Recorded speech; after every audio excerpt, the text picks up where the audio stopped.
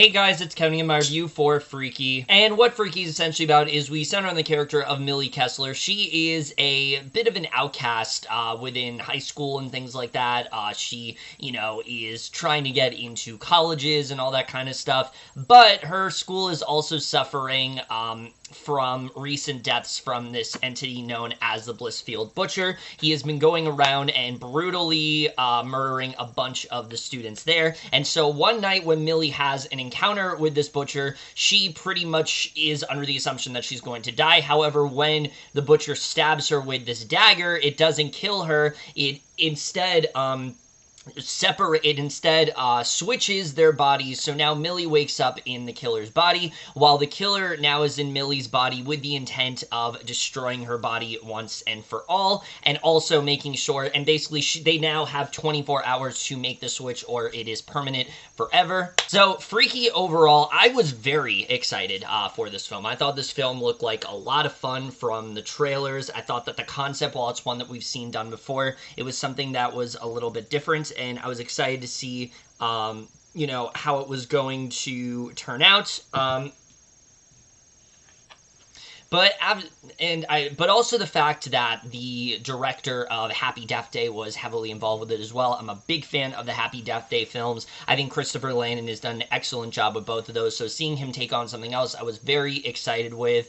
And so I definitely, was very excited to watch it. I saw it, and I'm just gonna be honest. Freaky is a film that I am very conflicted with. There's a lot of things that I do think work, but there's a lot of things that also don't. This is a film that is definitely fun, but also feels very shallow and cliche and something that we've seen done before. But we're just getting into right now, starting off with the cast. And right off the bat, that's definitely one of the best things about this movie. In fact, it might just be the best thing about this movie. If the cast wasn't as good as they were, I don't think this film works for me at all. I think I flat out might have hated this film if it wasn't for the cast here, because I think the cast just worked so well, but especially when it comes to Vince Vaughn in the role as Millie. Look, as the Blissfield Butcher, he does a good job. He's very intimidating. He's cold. He is someone that, he kind of channels his Brawl in Cell Block 99 type character, which I definitely really did enjoy.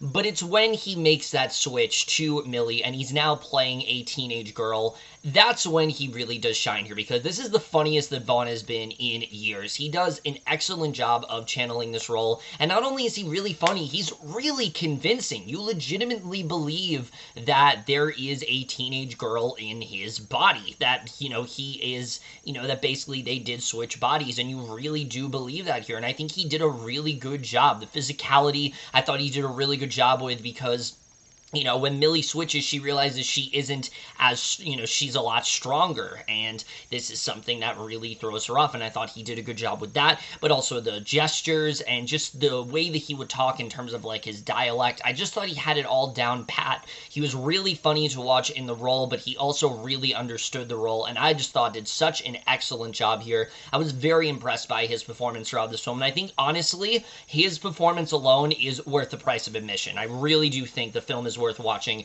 just to see how good he really is here, because this is definitely one of his best performances, I think, in a while. I absolutely loved what he ended up doing here. But I feel like Kathryn Newton is also getting a bit, overlooked in this film, because I think she did an excellent job.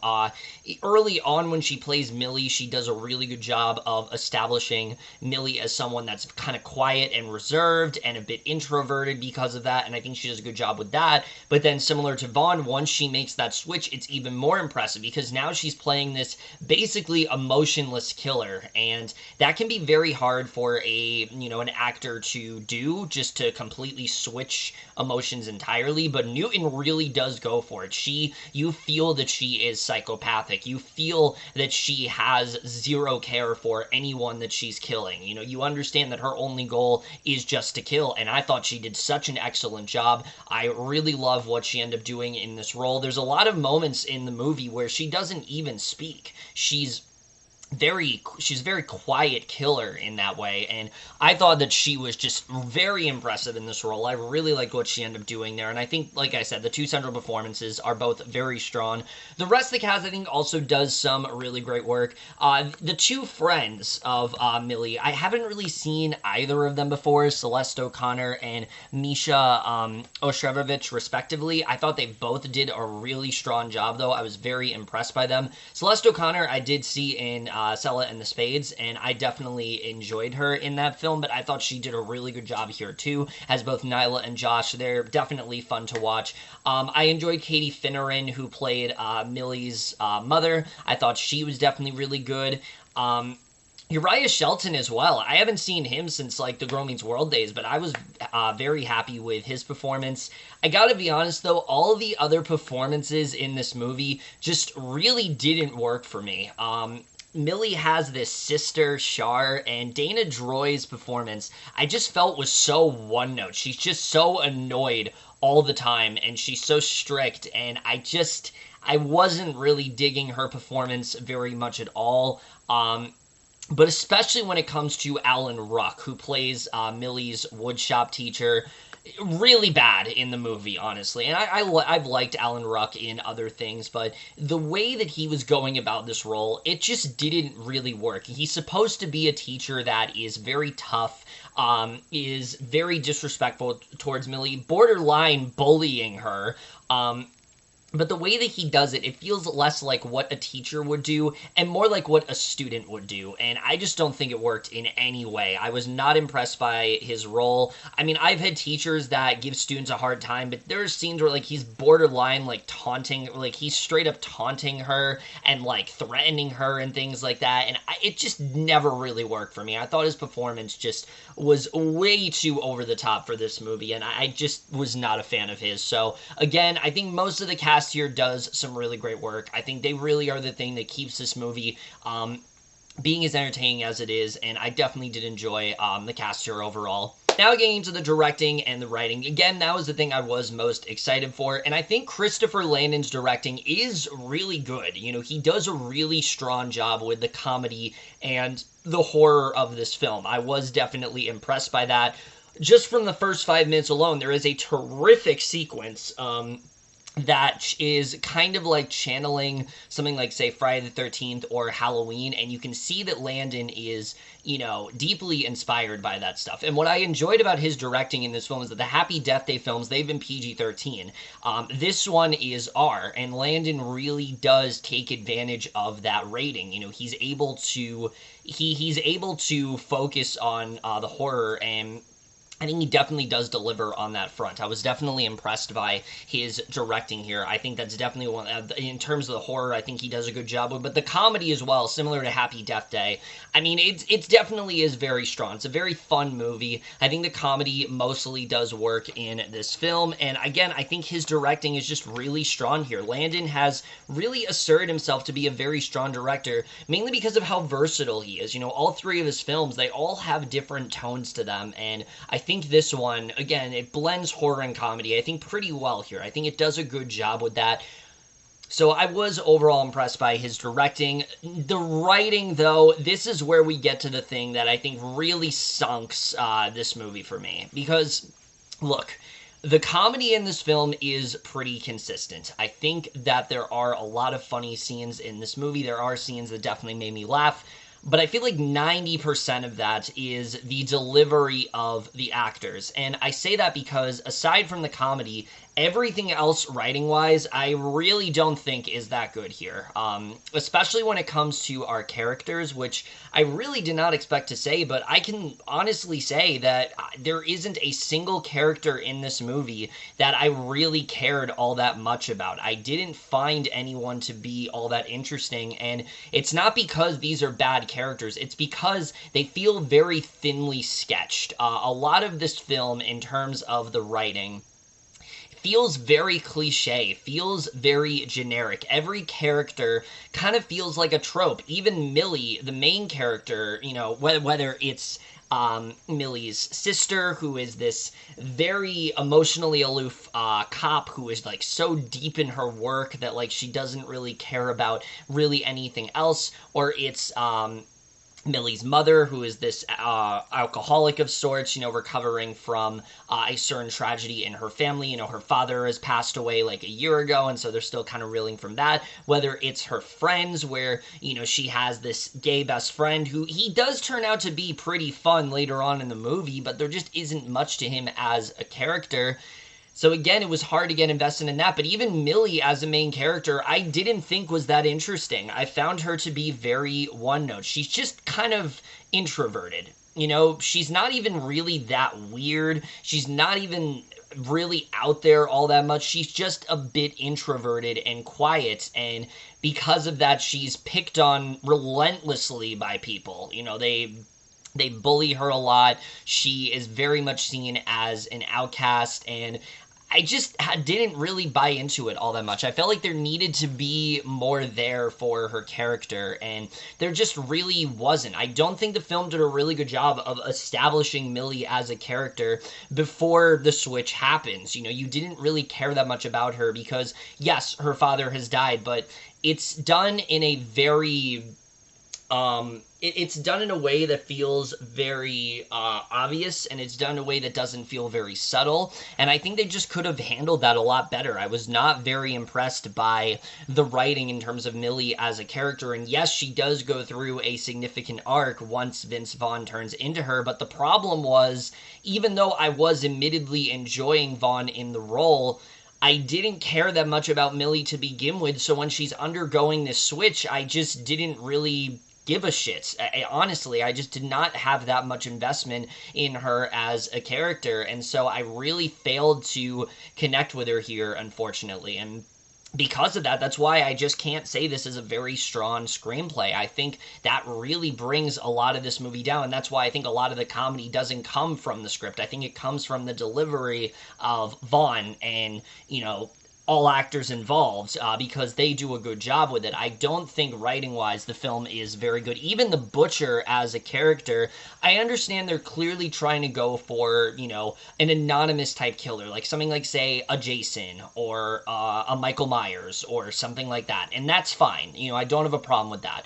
What I do have a problem with is that we know nothing about this guy. Absolutely nothing. There is no time spent with him before the movie getting to know him. There's nothing new that we learn about him when he's in Kathryn Newton's body. There's nothing there. It doesn't feel like he undergoes a change. He just stays the same throughout the entire movie, and because of that, I felt like they really kind of missed an opportunity there. I think we could have dived a bit deeper into the Blitzfield Butcher as a character. What made him become this way? What's his past like? You know, what is his life like outside of being a killer? It doesn't really seem like he has one. He just likes to kill. He's very one-note in that way, and again, both of them do a good job in the roles, but it doesn't change the fact that the Blitzfield Butcher, unfortunately, is just not a very memorable character to me. I didn't care about him that much. I also just didn't understand him as a character. Is he a person or is he a mythical being? I had an issue with that as well, because they don't really do a good job